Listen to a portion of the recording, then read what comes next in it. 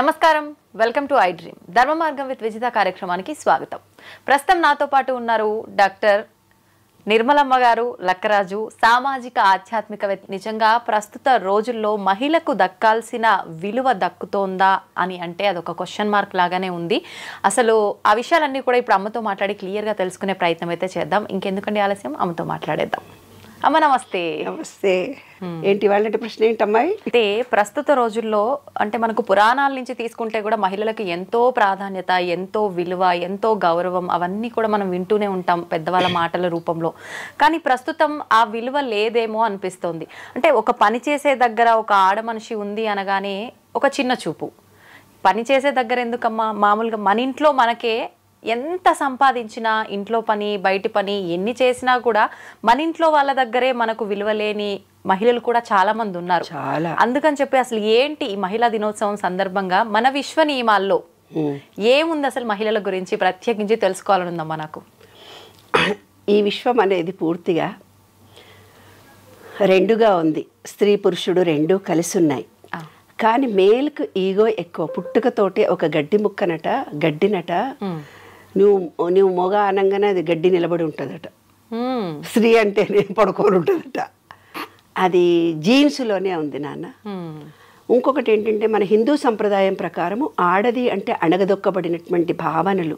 అరే మగపిల్లగాడ నువ్వు కంచమాడబడి చెల్లెలు వచ్చి కడుగుతుంది ఏందే మొగరాయిలాగా బయటకు పోతున్నావు సాయంత్రం 5 నాడు ఇంట్లోకి అంటే వాడేమో రాత్రి 11కు వచ్చినా ఏమన్నారు.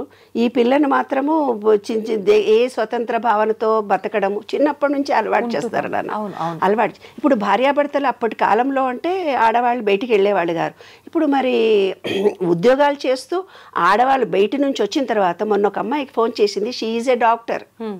ఆమె ఉద్యోగం చేసి వస్తే వాళ్ళ అత్త మామనే ఉంటాడట. 6 నెలలు మొగుడు బయట ఉంటాడట. 6 నెలలు ఈ పుట్టింట్లో భార్యతో ఉంటాడంట. ఉండి అతను పోలీస్ ఆఫీసర్. వాడు అంటే ఏదో చెప్పకూడదు అంత పబ్లిక్గా కేసులు, వాళ్ళ జీవితాన్ని నేను బయటపెట్టడం భావ్యం కాదు. కానీ ఆ అమ్మాయి చెప్పుకొని ఏడ్చింది ఏంటి తెలిసినా, డాక్టర్గా ఉండి చాలా బీద ఫ్యామిలీలో ఏదో ఇట్లా పెళ్లి జరిగింది కాబట్టి వాళ్ళ అత్తా మామనంట గిన్నెలు దోము అంటాడంట. కడిగిన గిన్నెలే మళ్ళీ కడగమంటారంట. ఆరేసిన బట్టలు మళ్ళీ నీళ్ళల్లో పిండి ఆరే అంటాడంట. ఊడ్చిన ఇల్లును 3 సార్లు ఊడమంటాడట అత్తా మామ ఇద్దరు. సాయంత్రం రాగానే వంట చెయ్యి అంటారంట.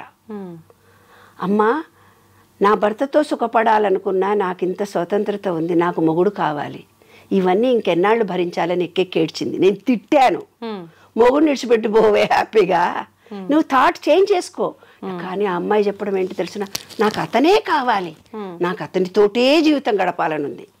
అంటే మానసికంగా ఆ అమ్మాయిని ఎమోషనలైజ్ చేసి వదిలిపెట్టాడు అబ్బాయి. అది శారీరక బలహీన మహిళ కాబట్టి అతను బ్లాక్మెయిల్ చేస్తున్నాడు అమ్మాయిని. మెంటల్గా ఆ అమ్మాయి వెళ్ళలేదు, ఇక్కడ అతనితోటే ఉండాలని తాపత్రయపడుతుంది. వాళ్ళు ఎన్ని కష్టాలు పడ్డా, డాక్టర్ అయినా ఇంజనీర్, మాకు తెలిసిన డాక్టర్లు ఎంతోమంది సూసైడ్ చేసుకొని చనిపోయారు. ఎందుకంటే మేల్ ఈగోను టాలరేట్ చేయలేక, ఎందుకంటే ఈమె టాలెంట్ను అతను యాక్సెప్ట్ చేయడు కాబట్టి. ఇంకొక కొన్ని కేసులు ఎలా ఉంటాయో తెలుసు నాన్న, శారీరకంగా కొంత ఏజ్ తర్వాత ఇప్పుడున్న సాఫ్ట్వేర్ రంగంలో మొగతనం అనేది ఉండదు. వాడికి పెళ్ళాం కావాలనే కోరికలు చచ్చిపోతున్నాయి, వీర్యకణాలు నశించిపోతున్నాయి మగవాళ్ళకు, ల్యాప్టాప్ల వల్ల, వేడి వల్ల, వాటర్ డెఫిషియన్సీ వల్ల. నేను యూఎస్ వెళ్ళినప్పుడు ఎన్నో కేసులు నాన్న, ఆంటీ నాకు మా ఆయన పక్కకు కూడా రావటం లేదు, చెయ్యి కూడా వేయటం లేదు, కనీసం మాట్లాడుకొని మేము ఎన్నేళ్ళు అవుతుందో మా అమ్మ నాన్న కూడా చెప్పుకోలేని విషయం మీతో చెప్పుకుంటున్నానమ్మా అని. అప్పుడేం చేస్తాడు తెలిసినా, వాడి బలహీనత కోసం దీని మీద డామినేషన్ తిడుతూ ఉంటాడు, ప్రతి విషయానికి తిడుతుంటాడు. నీకు ఈ పని చేయడం రాదంటాడు, ఉద్యోగం చేస్తూ కూడా బయటికి ఎంతసేపు పోయినామంటే ఏదో ఒక రీజన్ పెట్టి హ్యారాస్ చేస్తూ, అంటే మేల్ ఈగో తనలో ఉన్న న్యూనతాభావాన్ని కప్పిపుచ్చుకోవడానికి ఈమె మీద డామినేషన్ చేసి మానసికంగా హింసిస్తున్నారు అమ్మాయిలని. కొంతమంది అమ్మాయిలు నాకు ఫోన్ చేసి, ఆఫీస్లో మా బాస్ మేమేమీ అనలేము, చెయ్యి తగులుతా అంటాడు, కాలు తగులుతా అంటాడు, ఇంకేదో అంటాడు. ఆఫీసులో ఉద్యోగం చేసే ఆడవాళ్ళము ఎంత పోరాటం చేస్తున్నామో తెలుసా అమ్మా, మీతో చెప్పుకుంటాము, ఎవరితో చెప్పుకుంటాము, ఈ లోకం అంటుంది మంచిగా తయారై హ్యాండ్ బ్యాగ్ వేసుకొని పోయింది అనుకుంటారు. కానీ మా గుండెలో బాధ మేము ఎవరికి చెప్పుకోవాలి? 10 రూపాయలు ఖర్చు పెట్టాలంటే మగుడు నీవు ఉద్యోగం చేస్తున్నావని ఇష్టం వచ్చినట్టు ఖర్చు పెట్టుకున్నావులే అంటాడు. అవును అమ్మా, ఎంత అయినా సరే అతనికి ఏం పని చేత కాదు, వంట చేయడం చేత కాదు, ఎందుకు మరి ఇద్దరు ఉద్యోగాలు చేసుకొచ్చుకున్నప్పుడు అయ్యో పాప నా భార్య అలసిపోయిందని ఏ టీవీలో కూడా చూపించరు, ఎందుకే చూపించారు. అదేంటి మొగాడు పని చేస్తున్నాడా, అబ్బాయి నీ ఆయనతో పని ఉద్యోగం చేసే ఆడవాళ్ళు కూడా ఇలాగే అంటున్నారు నాన్న. నాకు విచిత్రంగా అనిపిస్తుంది. మేల్ అయితే ఏముంది, ఫీమేల్ అయితే ఏముంది, గిన్నెలు దోమితే తప్పేమి, ఇల్లు ఉడిస్తే తప్పేంటిది. తన భార్యకు, తన కుటుంబానికి, తన పిల్లలకే కదా చేసేది. మరి ఈమె కూడా ఉద్యోగం చేస్తోంది కదా, ఇల్లు ఉడ్చుకుంటే తప్పేమొచ్చింది, గిన్నెలు తోమితే తప్పేమొచ్చింది. ఇంట్లో ఏ విషయాన్ని స్వీయ నిర్ణయ శక్తి మగవాళ్ళకి లేనే లేదు. మళ్ళీ ప్రతిదీ స్త్రీనే ఆలోచించాలి. కానీ ఈమె చులకన భావానికి లోన్ కావాలి. మాకు తెలిసిన ఒక ఫ్యామిలీలో నాన్న అత్తగారు అందరు వస్తారు, కూర్చుంటారు, ఉయ్యాల వాళ్ళందరూ పెక్కాడుకుంటూ కూర్చుంటారు మంచిగా. ఈమె వంట చేసి చేతగాకుండా అన్నీ చేసి ఉతిరికొస్తే ఏ వంట చేసినావు, ఇందులో పప్పు లేదు, ఉప్పు లేదు. అందరు ఎదుగు కళ్ళ నీళ్ళు పెట్టుకొని ఏడ్చేటట్టుగా, అందరు ఎదురుగా ఏడవదు కదా. మనసులో ఏమనుకుంటుంది, 40-50 ఏళ్ళు కాపురాలు చేసి వియాల ఎదురు కూడా నేను అవమానాల పాలవుతున్నానని. ఆమె హృదయం ఎంత బాధపడి ఉండాలి నాన్న.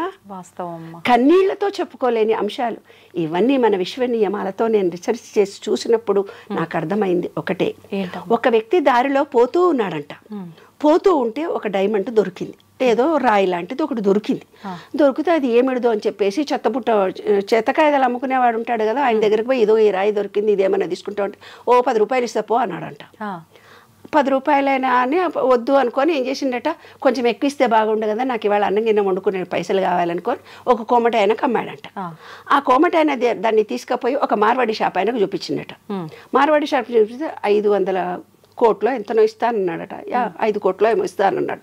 అబ్బో ఇదేదో బాగానే ఉంది, వీడేదో నిన్ను మోసం చేస్తున్నాడని బంగారం షాప్ ఆయన దగ్గరికి, డైమండ్ చేసే ఆయన దగ్గర తీసుకెళ్ళాడట. ఆ డైమండ్ చేసే మార్వాడికి అమ్మాడంట వీడు. మార్వాడి వాడి దగ్గర 5 కోట్లు తీసుకొని వీడు అమ్మేసిన తర్వాత వాడేం చేసిందంటే డైమండ్ వాడి దగ్గరికి వెళ్ళాడంట. ఆ రాయిని తీసుకొని డైమండ్ వాడు 500 కోట్లు ఇచ్చాడంట. అంటే మహిళ అనేది కూడా ఒక డైమండ్ లాంటిది నాన్న.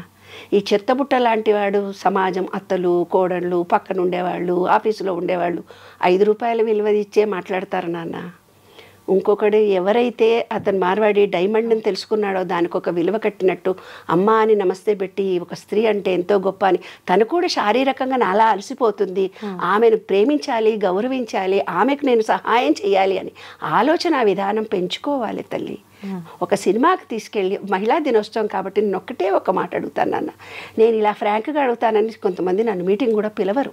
ఎందుకంటే ఫ్రాంక్గా మగవాళ్ళందరి దగ్గరికి వచ్చి నేను మీటింగ్లో ఒకటి, ఏనాడైనా నీ భార్య ఏం కూర ఇష్టమో మీకు తెలుసా అండి అని అడుగుతా. మేము అడగలేదండి, నాకేం కూర కావాలో చేయమంటాను కానీ ఆమెకి ఏమి ఇష్టమో నాకు. పోనీ మీ పుట్టింటికో అత్తగారింటికో నీకు ఇష్టమైన ప్రదేశానికి నేను తీసుకెళ్తానమ్మా అని మీరు ఎన్నడన్నా పురుషులు ఎవరన్నా స్త్రీని అడిగారండి అంటాను. మేము అడగలేదు. మాకు కావాల్సిన చోటుకే నా పెళ్ళాన్ని పిల్లల్ని తీసుకొని పోతాం. ఇదమ్మా మహిళ అంటే. మనం ఎంతో ఎత్తుకు ఎదిగాము, ప్రపంచాన్ని సాధిస్తున్నాము, కానీ మన విలువ గౌరవము తెలుసుకునే మనుషులు ఈ విశ్వంలో ఉంటారు. అప్పుడే ఈ జనరేషన్లో మార్పులు కలుగుతాయి. నీవు ప్రేమ ఇస్తే ప్రేమ వస్తుంది. నేను ఒక స్టోరీలో కూడా ఇంతకు పూర్వమే వీడియోలో చెప్పాను, తండ్రి ఎలా భార్యను చూసుకుంటాడో వాళ్ళ పిల్లలు కూడా అలాంటి భర్తలే వస్తారు. నువ్వు హెరాస్ చేస్తే హెరాస్ చేస్తారు. నీ పెళ్ళానికి డైవర్స్ ఇచ్చేదాకా నీవు ఇబ్బంది కలిగిస్తే నీ బిడ్డలకు కూడా డైవర్స్ వస్తుంది. కాబట్టి ప్రతి పురుషుడికి ఈ విశ్వ నియమాల్లో మనం ఏమిస్తే చర్య ఈజ్ ఈక్వల్ టు మైనస్ ప్రతిచర్య. అప్పటి కాలంలో చెప్పేవాళ్ళు పూర్వజన్మలో ఎప్పుడో వస్తుందని. పూర్వజన్మలో రాదు, ఇంకోటి రాదు, కంపేర్ చేయకండి, ఈ జన్మ ఈ లోపటినే వస్తుంది. నాకు ఇప్పటికీ అర్థం కాలేదు. పోల్చుటెందుకు? చిన్నప్పటి నుంచి చూస్తున్నా, వాళ్ళని చూసి నేర్చుకో, వీళ్ళని చూసి నేర్చుకో, వీళ్ళలా ఉండు, వాళ్ళలా చదువు, వాళ్ళు అంతెత్తుకు ఎదిగారు, మనం ఎక్కడ ఉన్నాము, వాళ్ళ పిల్లలకు పెళ్ళిళ్ళు అయ్యాయి, మన పిల్లలకు పెళ్ళెప్పుడు, వాళ్ళ పిల్లలకు పిల్లలు పుట్టారు, మన పిల్లలకు పురుళ్ళు ఎప్పుడు, మన పిల్లలకు యుఎస్ వెళ్ళారు, మన పిల్లలు ఎప్పుడు యుఎస్ వెళ్తారు, వాళ్ళ అమ్మా నాన్న చూడు, వాళ్ళ నాయనమ్మలని చూడు, వాళ్ళు ఎంత సంపాదించారో చూడు, వీళ్ళు ఇల్లు కట్టుకున్నారో చూడు. జీవితం అంతా ఒకళ్ళతో ఒకళ్ళు పోల్చుకోవటమేనా? ఆ వాడి పెళ్ళాం చూడు ఎంత బాగుంది, నీవేంటి, వాడు ఉద్యోగం చేస్తుంది, నీ ఉద్యోగం చేస్తే, అలా అనొద్దు. అందుకనే నేను ఇవన్నీ చెప్తున్నా. జీవితం అంతా ఒకళ్ళతో ఒకళ్ళు పోల్చుకోవటమేనా? మనం మనలాగే పుట్టాము, మనం మనలాగే పెరుగుతాము, మనలో ఉండే తెలివితేటలే మనకు ఉంటాయి. మా చెల్లెళ్ళు చూసి నేర్చుకో, మా అమ్మని చూసి నేర్చుకో. ప్రతి భార్యను సతాయిస్తూ ఫోన్లు వస్తున్నాయి నాన్న. మనకుండే ప్రజ్ఞ మనలో ఉంటుంది, కానీ పోల్చడం ఎందుకు ఇప్పటికీ అర్థం కాలేదు నాకు. 5 చేతి వేళ్లే సరిగ్గా లేవు, ఒకదానికొకటే పొంతన లేదు, ఒక తల్లి పిల్లలము ఒకేలా కూడా లేము. మరి ఎందుకు పోల్చటం? వాడి పెళ్ళాన్ని చూడ ఎంత పని చేసి వచ్చినా నీలాగా చేసిందా? వాడి బిడ్డల్ని చూసినావా ఎట్లా ఎట్లా చేసిందా ఆమె? అత్తలు కూడా ఇట్లే అంటారు, ఆడపడుచులు కూడా ఇట్లే అంటారు, ఆడోళ్ళే ఇట్లా అంటారు. మరి ఎందుకు పోల్చడం? వారిలాగానే నీవు ఉండు, వారిని చూసి నేర్చుకో. మన బుద్ధులు ఒకరిని చూసి నేర్చుకుంటే వచ్చేవా? నువ్వు మారావా? నువ్వు మొగాడిలాగే ఉన్నావు, మరి ఆమె మారాలని నువ్వు ఎలా కోరుకుంటున్నావు? తప్పు కదా. అది విశ్వం చూస్తుంది అనమాట. పుట్టుకతో వచ్చిన బుద్ధులు పుడకలతోటే పోతాయి అంటారు, అయినా పోలుస్తూనే ఉంటారు. వారు 100 ఏళ్ళు బ్రతికారు, వీళ్ళు 90 ఏళ్ళు బ్రతికారు. మనది రాసుకొనే పుట్టాము. మనం ఎన్నాళ్ళు ఉండాలో ఇంతవరకు మనమే, అంతవరకే మనం ఉంటాము. కొన్ని తెలివితేటలు మనకు ప్రత్యేకంగా వచ్చాయి, అయినా ప్రతిసారి పోల్చుటెందుకు? నాకు ఇప్పటికీ అర్థం కాలేదు. పోల్చుటెందుకో మనిషికి? ఎప్పటికీ నీవు నీవే, నీ ప్రజ్ఞ నీదే. అమ్మాయి, ప్రతి మహిళ తెలుసుకోవాల్సిన అంశం ఇది. ఎప్పటికీ నీవు నీవే, నీలో ప్రజ్ఞ, శక్తి అన్నీ నీవే. విశ్వంలో మహిళవమ్మ నీవు. ఎప్పటికీ నీవు నీవే, నీ ప్రజ్ఞ నీదే. ఎప్పుడూ నీకు పోల్చుకోకు ఇతరులతో. నీ ప్రజ్ఞని నీవు కోల్పోకు. నీకు నీవే అధికారివి, నీకు నీవే ప్రజ్ఞాకారివి. ఎప్పటికీ నువ్వు ప్రజ్ఞాకారివి. మహిళ లేకుంటే ఈ విశ్వమే లేదు. మహిళలు ఇప్పుడు మగపిల్లలకు ఆడపిల్లలు దొరకట్లేదు నాన్న. ఆ రోజుల్లో మేము ఆడపిల్లల పట్టుకొని సంబంధాలు కావాలని తండ్రులు తిరిగేవాళ్ళు. వాళ్ళ మగపిల్లలు తిరుగుతున్నారంటే ఎంత హరాష్ చేసి ఉంటారు ఆడపిల్లల్ని. అందుకే ఆడపిల్లల పుట్టుకలు తగ్గిపోయాయి కదా. కాబట్టి ఈ విశ్వంలో ప్రతి పురుషుడు, ప్రతి స్త్రీ తెలుసుకోవాల్సిన అంశం ఏంటంటే, ప్రేమ ఇస్తే ప్రేమ వస్తుంది. భయంతో జీవితం గడపకండి, ప్రేమించండి సంపూర్తిగా. ఆ ప్రేమను మీరు పొందండి. ఎవరిని హరాష్ చేసినా ఈ జీవితంలో ఇప్పుడే మనం అనుభవించాల్సి వస్తుంది. స్త్రీ పురుషులు ఇద్దరూ సమానమే. రాత్రి పగలులాగా, రాగద్వేషాల్లాగా, అన్న తమ్ముల్లాగా, నేను గొప్ప అంటే నేను గొప్ప అంటూ ఏవీ లేవు. ఇద్దరూ సమానంగా ఉద్యోగాలు, ఇద్దరూ బాధ్యతలు పంచుకోండి. నేను మగాడినని కాలు మీద కాలు వేసుకొని టీవీ చూస్తూ, సెల్ ఫోన్ చూస్తూ కూర్చోకు. రోజు గంట సేపు 10 నిమిషాలు భార్యతో పక్కన కూర్చొని మాట్లాడు నాన్న. అంతకంటే ఎక్కువ స్త్రీ కోరుకునేది ఏంటి? మా కాలంలో అనేవాళ్ళు, ఒక పువ్వులు తీసుకొని వచ్చి పెళ్ళానికన్నా ఇవ్వరా అని. అట్లా సెల్ ఫోన్ చూడకుండా కూర్చొని భార్య పక్కన కూర్చొని కబుర్లు చెప్పండి. Sharing your ideas. నీవు ప్రేమతో ఆమెతో షేర్ చేసుకోండి. కమ్యూనికేషన్ ఇద్దరికీ పెరుగుతుంది. సంసారం ఆనందంగా, సంతోషంగా ఉంటుందమ్మా. ఇదే విశ్వనియమం. మొన్న ఒక వీడియో చూసామ్మా, మీరు అన్నట్టు కూర్చొని మాట్లాడుకోండి అన్నారు కదా. మాట్లాడుకునే రోజులు తగ్గిపోయి మొబైల్కి అంకితం అయిపోయిన రోజులు ఎక్కువగా ఉన్నాయి కదా. హస్బెండ్ ఫోన్ చూస్తూ కూర్చున్నాడు, వైఫ్ వచ్చి, ఏజ్డ్ వాళ్ళే, వైఫ్ వచ్చి ఏదో మాట్లాడినా కూడా పట్టించుకోకుండా అదే పనిగా ఫోన్ చూసుకుంటూ కూర్చున్నాడు. ఆవిడొచ్చి సైలెంట్గా చేయబట్టుకొని తీసుకెళ్ళి సెల్ ఫోన్కి పసుపు కొమ్ము కట్టిపిస్తుంది ఆయనతోటి. అంటే ఇంకా నీకు పెళ్ళాం ఎందుకురా, మొబైల్ మంచి పని చేసింది. వాళ్ళ కొడుకు సేమ్ అదే పని చేస్తున్నాడు పక్కన కూర్చొని. వాళ్ళ కోడలు కూడా అత్త చేసిన పని చేయాలా అన్నట్టుగా ఒక చూపు చూస్తుంది అనమాట. అంటే మీరు చెప్పినట్టుగా నిజంగా మాట్లాడుకునే రోజులు పోయి మొబైల్కి ఒకటి అంకితం అనే కాదు, టైం ఉన్నా కూడా మొబైల్ చూడకపోయినా ఏం చూడకపోయినా కూడా ఒకరితో ఒకరు మాట్లాడుకునే ఈ సంబంధం అనేది చాలా తక్కువైపోయిందమ్మా నిజంగా. మనసులో స్త్రీ కోరుకునేది ఏంటి తెలిసిన, మనసులో తన కొంత ఫీలింగ్ కలుగుతుంది. ఆ ఫీలింగ్ను షేర్ చేసుకోవాలి. అప్పుడే మహిళ ఆరోగ్యంగా ఉంటుంది, ఆనందంగా ఉంటుంది, సంతోషంగా ఉంటుంది. పురుషుడు ఎప్పుడైతే ఆ స్త్రీతో మాట్లాడాడో, ఇంట్లో వచ్చే చాకలోళ్ళకి చెప్పుకుంటారు తెలుసా, ఇంట్లో వచ్చే పని మనుషులకు చెప్పుకుంటారు తెప్పున. అందుకే ఇల్లీగల్ కాంటాక్ట్స్, ఎవరైనా పురుషుడు హ్యాపీగా అనగానే వాళ్ళకు లొంగిపోయి ఇల్లీగల్ జరుగుతున్నాయి కూడా ఇందువల్లనే జరుగుతున్నాయి. తన భర్త ఏదైతే తన భార్యను ఓపెన్గా కమ్యూనికేట్ చేయలేకపోతున్నాడో, కమ్యూనికేషన్తో తన బాధను తెలుసుకొని, ఏముంది నాన్న సరదాగా అలసిపోయావా అంటే చాలా ఒక మాట కరిగిపోతుందే మహిళ. ఎంత బాగా వండావే, ఏంటి ఇందులో ఉప్పు వేయలేదు అనగానే కోపం వస్తుంది. అరే ఎంతో కష్టపడి చేసావు కదా అని తను ఉప్పు వేసి వేసుకోవాలి. ఆమె తింటప్పుడు అనాలి, ఏంటండి ఇందులో ఉప్పు లేదు, మీరు నన్ను అడగలేదు అంటే. ఆ ప్రేమ అమోఘంగా ఉంటుంది. అసలు అది దాంపత్యం అంటే అదమ్మా, దాంపత్యం మాట్లాడకపోతే చాలు. ఎస్, విమర్శించి మాట్లాడినప్పుడు హృదయం దెబ్బతింటుందమ్మా మహిళకి. ఆ కన్నీళ్లు వంశం పురుషులకు తగులుతుంది తల్లి. ఏ పురుషుడైనా 7 తరాలు వాళ్ళ పిల్లలు మనమలు ఆడతరం ఏదైతే సుఖపడటం లేదో ఇవాళ, అవన్నిటికీ కారణం ఒక మహిళకు కన్నీళ్లతో బాధ పెట్టడం, మనసును కష్టపెట్టడం, శారీరకంగా హింసించడం. ఏమ్మా, శరీరము మనసు మాటతో ఇబ్బంది కలిగిస్తే శరీరంతో చేసిన పాపం శరీరము, మాటతో చేసిన పాపం మాట. అనుభవించాల్సిందే. ఈ విశ్వ నియమాల్లో ఒకటి నాన్న. ఎన్నో చూస్తున్నాం అమ్మ ఈ రోజుల్లో. ఏ పని చేయకుండా కాళ్ళు చేతులు అన్నీ కరెక్ట్గా ఉండి ఇంట్లో ఉండి భార్య సంపాదించుకొస్తే తిని కూర్చుంటూ కూడా భార్యని కొట్టి ఇబ్బంది పెట్టే మగవాళ్ళు కూడా చాలా మంది ఉన్నారంటే మహిళల పరిస్థితి అసలు ఏంటి అని నాకు కొత్తగా అమ్మాయి వచ్చింది, పనమ్మాయి వచ్చింది. పనమ్మాయి వస్తే చాలా చిన్నగా ఉంది అమ్మాయి. ఏంటే ఎంతమంది పిల్లలు అన్నా, 5 అమ్మా అంది. రియల్లీ నేను ఆశ్చర్యపోయినా. ఏంటే మరి 5 పిల్లలు, మీ ఆయన నువ్వు ఏం చేస్తాడే మీ ఆయన అంటే, ఏం పని చేయడమ్మా, తాగి కూర్చుంటాడు చెట్ల కింద. మరి 5 పిల్లల్ని నీవు ఎలా తప్పదు కదమ్మా, యేసు ప్రభువు నాకు ఇచ్చాడు, నేను ఆ ప్రభువు ఇచ్చిన జ్ఞానాన్ని నేనే భరిస్తున్నాను అంటోంది. చూసావా నాన్న, ఆ మొగుడు ఏం చేశాడంటే నాకు దారిలో కనిపించి నేను ఏదో బ్యాగులు మోసుకొని పోతుంటే, బాబు వస్తావా నువ్వు తీసుకొని మా ఇంటి దాకా అని అన్నాను. ఎవరో అతను తెలియదు, నాకు తెలియక ఆ బ్యాగులు ఇచ్చాను. అతను మోసుకొని వస్తూ కొంచెం దూరం పోయి కింద పెడుతున్నాడు, కింద పెట్టి మళ్ళీ ఎత్తుకుంటున్నాడు ఆ బ్యాగులను. అదే ఆ అమ్మాయి 5 ఇళ్లలో ఇంట్లో పనిచేసి వచ్చి ఎంత పని చేస్తోంది. ఈ విధవ తాగి తన శరీరాన్ని పాడు చేసుకొని 2 బ్యాగులు కూడా అక్కడి నుంచి ఇక్కడ దాకా ఎక్కువ దూరం కూడా కాదు, కొంచెం దూరం వచ్చి కింద పెట్టాడు. నా చేతులు లాగుతున్నాయా, సారీ బెటా అన్నాను నేను. అంటే అవునమ్మా అంటున్నాడు. అంటే గుండ్రాయి ఏమన్నా మా భర్త అని చెప్పినాక, అదేంటే గుండ్రాయిలా బాగానే ఉన్నాడు కదే, బ్యాగులు కూడా మొయ్యలేవు, అంతే అమ్మ తాగి చచ్చిపోతున్నాడు ఆడు అని చెప్తా.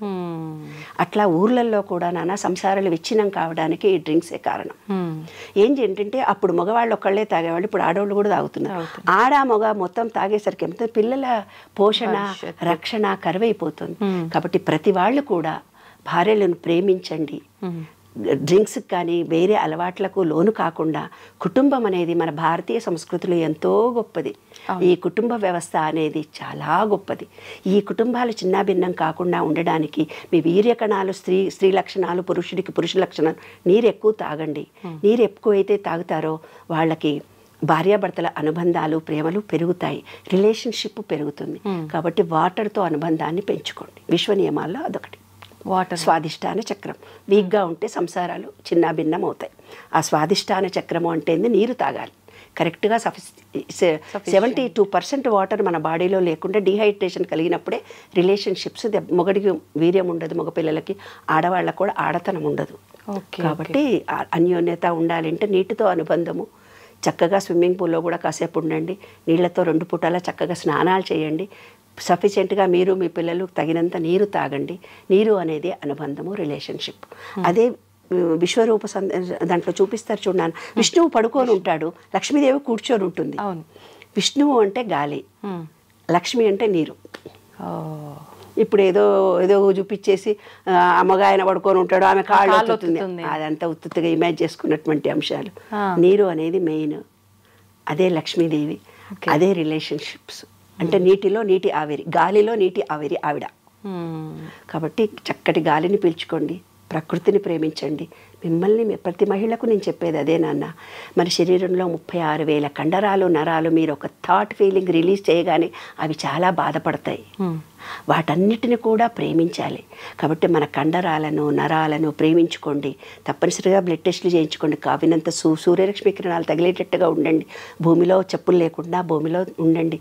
ఈ ప్రకృతిని ప్రేమించండి, ప్రేమను పొందుతారు. శాంతిగా ఉండండి.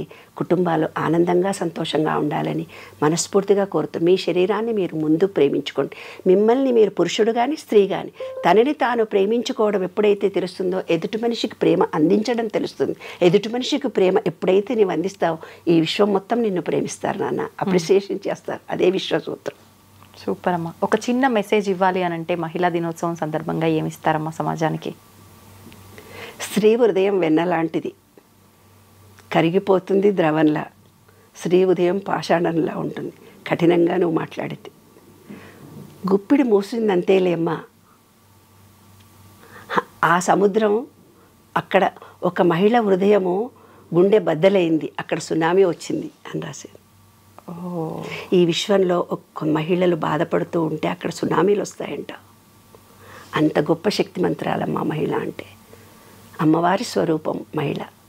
స్త్రీలను గౌరవించాలి, ప్రేమించాలి. ఆడపిల్లలే మహాలక్ష్మీదేవులు, పాజిటివ్ ఎనర్జీ తల్లి. మగవాడంటే నెగటివ్నే, స్త్రీనే పాజిటివ్. కాబట్టి ప్రతి స్త్రీ ఆనందంగా సంతోషంగా ఉండాలి ఎప్పుడు. నిజంగా చాలా మంచి మాట చెప్పారమ్మా. కానీ ప్రస్తుతం ఆడపిల్ల లేనిది అసలు మనిషి లేనిదే అసలు ఈ సృష్టే లేదు. అట్లాంటిది ఆడపిల్ల అని తెలియగానే ఎంతోమంది వద్దు అనుకోవడం ఏంటమ్మా, ఓట్లగిం చేస్తారు మా ఊర్లలో అయితే. అయ్యో ఓట్లగిం చేసి చంపేస్తారు. ఆడపిల్ల పుట్టిన ఆడే ఓట్లగిం చేతురే అని నేను పాటలు రాశాను. ఆడపిల్ల పుట్టిందని కడుపులు దించేసి వస్తారు. ఎందుకంటే ఈ రోజుల్లో టెక్నాలజీ పెరిగిపోయింది కాబట్టి, అందుకే ఎవరికి మగాళ్ళకి ఆడపిల్లలు దొరకట్లేదు. ఒక స్త్రీ సంతానాన్ని మీరు ఎప్పుడైతే హత్య చేస్తారో ఇంకా తర్వాత తరాల వాళ్ళందరికీ ఆడపిల్లలతో హింసించబడతారు. ఆ వంశమంతా స్త్రీ శాపం ఉంటుంది. పసిబిడ్డను 3 నెలల కడుపును తీసేసినా కూడా అది బాధపడుతుంది. అది కూడా హత్యనే. ఏ రకంగా చేసినా హత్యనే. చెట్ల కింద పడేసినానంటారు, ఇంకెక్కడో పడేసినామంటారు, పిల్లల్ని వదిలిపెట్టిపోతున్నారు. ఇవన్నీ ప్రకృతికి విరుద్ధంగా జరుగుతున్న అంశాలు కాబట్టి మనకు ఏదైతే భగవంతుడు ఇచ్చాడో అది మన కోసమే ఇచ్చాడు, దాన్ని యాక్సెప్ట్ చేయాలి. కొంతమంది ఫోన్ చేసి మాకు చాలా కష్టాలు, నేను ఎక్కెక్కి ఏడుస్తారు. భర్త చనిపోయాడని ఏడుస్తుంటారు, యాక్సిడెంట్లైనా ఏడుస్తుంటారు, డబ్బు లేదని ఏడుస్తుంటారు. ఎన్నో రకాలైన సమస్యలతో ఉన్నది ఈ ప్రపంచమంతా. అందరూ ఏదైతే నీకు ఇచ్చాడో దాన్ని యాక్సెప్ట్ చేస్తే ఇంకో మంచి జరుగుతుంది నాన్న. దాని నుంచి పారిపోవాలని ప్రయత్నం చేస్తున్నాము, దాని నుంచి తప్పించుకోవాలని చేస్తున్నాము. అది విశ్వ నియమంలో ఒక రూల్. యాక్సెప్ట్ చేయాలి. ఆ బిడ్డ పుట్టిన తర్వాత బతుకుతుందో పోతుందో, అది ఎలా జీవిస్తుందో మనకు తెలియదు. దాని అదృష్టం వల్ల మన ఇంట్లో కాలు పెడితే ఏమన్నా కలిసి కూడా రావచ్చు, మనం చెప్పలేం కదా. విశ్వం ఏదో నీకు నేర్పడానికి వస్తే నువ్వు ఉల్టా చేసావు, ఆ పాపంగా నువ్వు మిగిలిపోయావు. పాపం అంటుకుంటుందమ్మా.